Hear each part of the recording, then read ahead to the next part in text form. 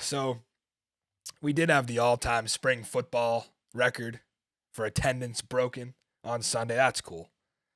And amongst all the spectacle that was, I'm a Defenders fan, so I can't sit here and kiss ass all day. It was a great crowd. I'll give you that. Congratulations to the St. Louis Battlehawks for what you put on. But you weren't even good enough for The Rock to show up. I mean, we had The Rock in Audi Field week 1. The Rock didn't even come to St. Louis. I'm sorry. It was a pre-recorded video, Zook. Come on. At least The Rock came to D.C. Y'all scared him away there. You're crazy. I do got to say, though, ESPN picked the right crew for this game. Listening to Greg McElroy call an A.J. McCarron game, that's like porn for Bama fans. I mean, they must have been just having a field day with that. I'm a Big Ten guy, and I even enjoyed that. And you know that those two haven't necessarily seen eye to eye. There's been some controversy with some comments that were made back and forth, but they seem to get along pretty well. I know they had the sideline interview where the sideline reporter asked McCarron, what does the little elbow scratch he did mean on the signal over to Darius Shepard on the touchdown? And he's like, I can't really tell you. And McElroy's up in the booth saying, AJ, we know what it is. And AJ said, yeah, that's a little bit of old school Bama. So again, listen, Crimson Tide fans, your football program's amazing. Your basketball program is number 1 in the freaking tournament. And, now you get Greg McElroy and A.J. McCarron. You just get everything. I don't know what to tell you. So what is it that the St. Louis Battlehawks did? Well, they dismantled Arlington. We had the -4 they covered. We told you they would all along. It was a slow first half, and A.J. did still not get any PI calls, which surprised me. I thought they were going to throw some laundry early to kind of make up for last week, but they didn't.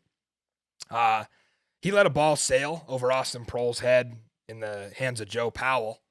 That's safety for Arlington, and I'm sure a lot of you St. Louis Battlehawk fans were sitting there saying, hey, that guy looks familiar. Isn't that the guy who returned the kickoff for a touchdown in 2020? Yep, that's him, Joe Powell, now an Arlington Renegade. AJ bounced back, guys, and you saw 2 huge second-half touchdowns, 1 to Shepard, 1 to Hakeem Butler. You saw man-to-man where he just said about that little signal that he gave. That's classic A.J. McCarron, just audibling to that corner. Actually, it wasn't even an audible, just hand signal. I know Anthony Beck gets a ton of credit as the face of this franchise, and he rightfully should, but what a game from the coordinators. Bruce Gradkowski in the offense, Donnie Abraham on the defense. They continue to be silent leaders of the St. Louis group. And I know there was a lot of doubt, including myself. Remember, I had St. Louis, I'm not afraid to admit it, number 6 in my preseason power poll. And there was a lot of narrative going around saying, oh, these coordinators are inexperienced. The head coach has never been a head coach. So St. Louis slowly proving all the preseason expectations wrong. And the odds makers had them pinned pretty well. They had them favored to win the league at 4-1 to open the season. So some of the, stuff circling around the XFL before the season just didn't give them enough credit. And I'll be the first one to admit that. St. Louis is a good football team. I know Bruce Gradkowski and AJ have an interesting dynamic, right? We saw a little bit of this in Player 54. Bruce said that AJ is kind of that second quarterback coach for him to have around, which is neat, right? The two aren't that much different in age. In fact, Bruce Gradkowski and A.J. McCarron both backed up Carson Palmer in different years in Cincinnati. So when A.J. comes off the field after, Nate Metters gets that pick for St. Louis, and they go right to Brian Hill in the run, A.J. comes over, he goes, man, we can't get away from Cavalier, which I assume is their pass package. He's like, we got to throw the ball here. And he's talking to Ricky Prohl, the wide receiver coach, who probably agrees. But, of course, the quarterback's going to want to throw it as much as possible. Brandon Silvers is spoiled out there in Houston, gets to throw it the entire first half. They don't run it once. I'm sure every quarterback in this league would love that on tape to get back to the NFL. But I got to give it to Brian Hill. He was awesome. Great effort on that 2-point conversion catch to get to the pylon. They went up 8 instead of 6 in that because of that. So you think about some of this. The St. Louis offensive line.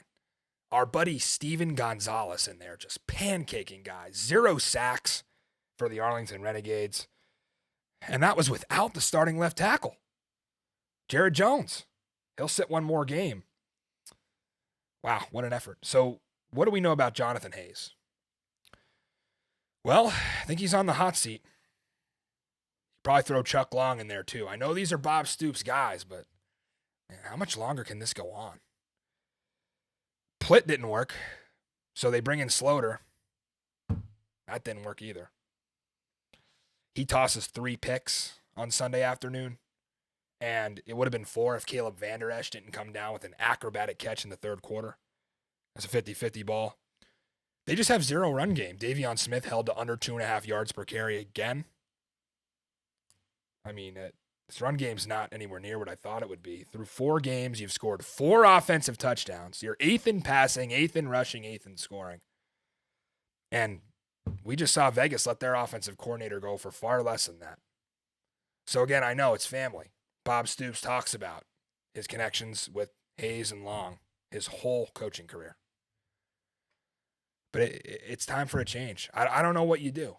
You're just not performing. I mean, they got San Antonio next week. That game might be 6-3, Zook. Early lean on the under. I don't care if it's 12.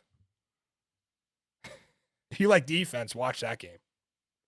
But another thing that stands out to me about Arlington, some of you may not have realized this, 0-4 against the spread.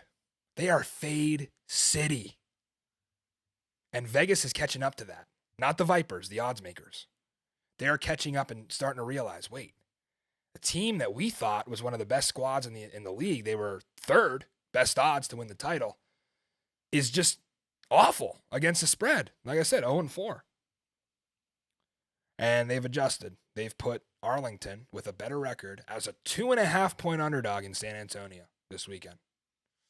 A fall from grace. And we kind of saw this in 2020. Arlington was expected to perform far better than they did. They finished the season 2-3 before it was canceled. But they have a chance to turn it around. Just, I think some changes need to be made. Maybe you bring in one of those star quarterbacks. Mikey Manziel, next up for the Arlington Renegades. Not too much to say about that side of the ball. Here's the schedule. You got San Antonio twice in a row. The crazy part about this is, and this is not going to please Chris Zook, Arlington is going to finish with a worse record than Seattle and still have a chance to make the playoffs because of the way these divisions are aligned. I think these next 2 games are crucial. Obviously, probably a split here of these next 2. But this second place race in the South is going to come down to the very end. And unless Brandon Silvers gets hurt for Houston, none of those teams are sniffing first place. And Orlando is just looking for year 2 at this point. So huge 2 games coming up for those. We'll get to those in our preview on Thursday.